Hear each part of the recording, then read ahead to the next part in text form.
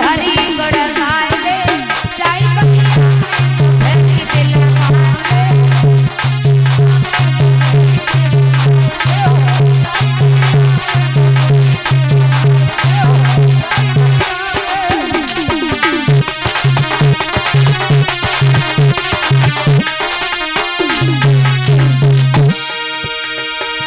चलत चलत मेरी मैया पिरानी आई गए बुढ़ापो ढली गई जवानी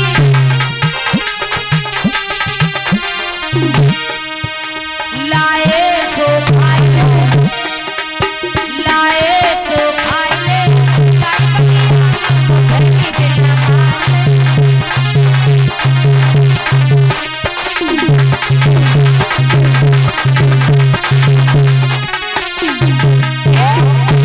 तो भैरी बिलमाए जाई बगिया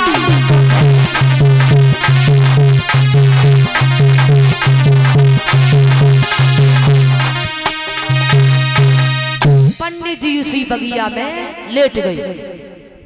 बुढ़ापा था, चला नहीं जा रहा था।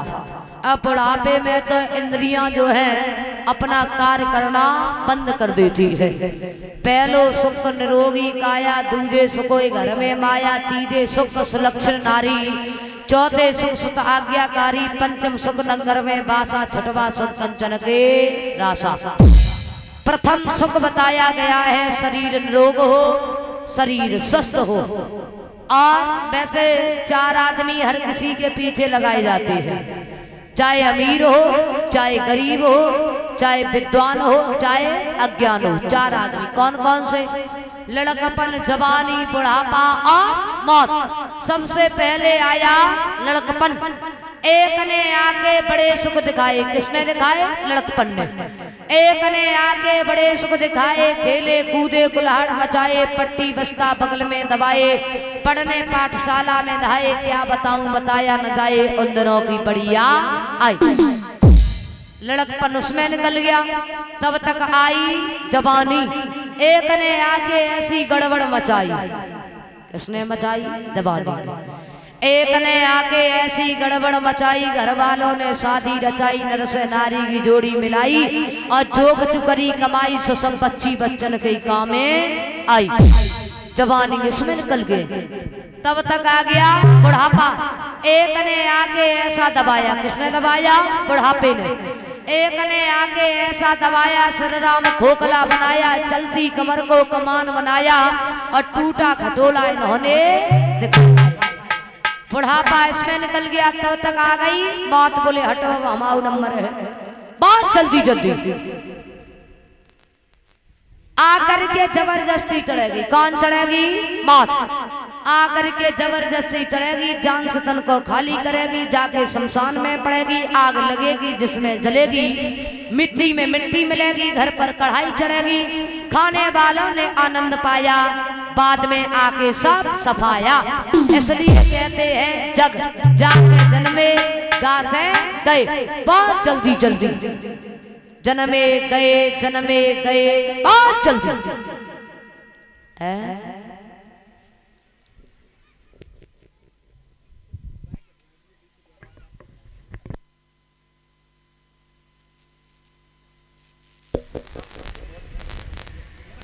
महाराज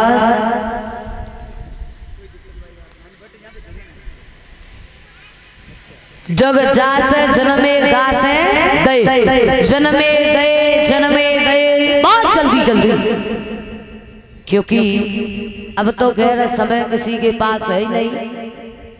जब यमराज लेने को आवे, आए के पकड़े पाँव, तब उनसे फौरसा दा है। लेकिन मरने के लिए कोई समय जो है निकालना नहीं पड़ता है, वो तो खुद ब खुद निकल आता है। सतयुग में माँ के गर्भ में बच्चा ठहरता था 500 वर्ष। तब आदमी कितना चलता था? हजारों वर्ष।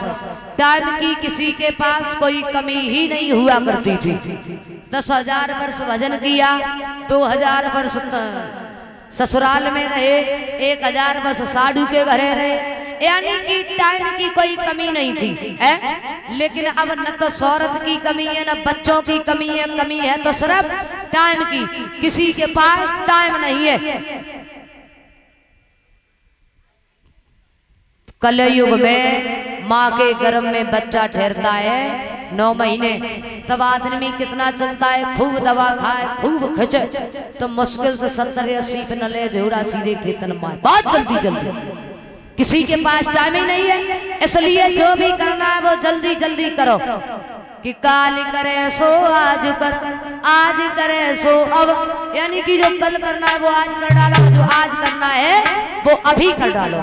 ऐसा नहीं है कि आज करे सो काली कर, काली करे सो परसों, और जल्दी पल्दी ना करे क्योंकि जीना है परसों, बरसों नहीं जीना है, बहुत जल्दी जाना है। इसलिए जो भी करना है वो जल्दी जल्दी करो।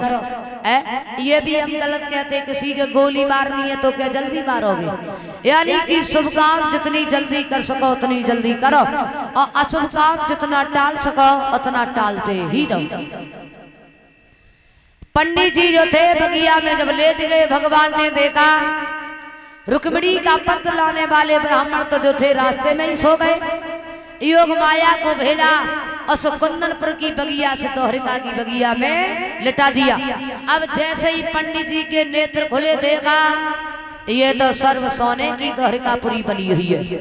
हम तो 2 कदम चल भी नहीं पाए, इतनी जल्दी दोहरिका में आ गए। अब जैसे ही अंदर पहुंचे तो सभी लोग बैठे हुए। पूछा तुम में से कन्हैया कौन है? बोले कन्हैया। बोले हाँ। बोले अंदर चले जाओ, वही कारो कारो सो है, वही कन्हैया है। अब जैसे ही अंदर पहुंचे तो बोले हमें तुमसे एकांत में बात करना चाहते हैं।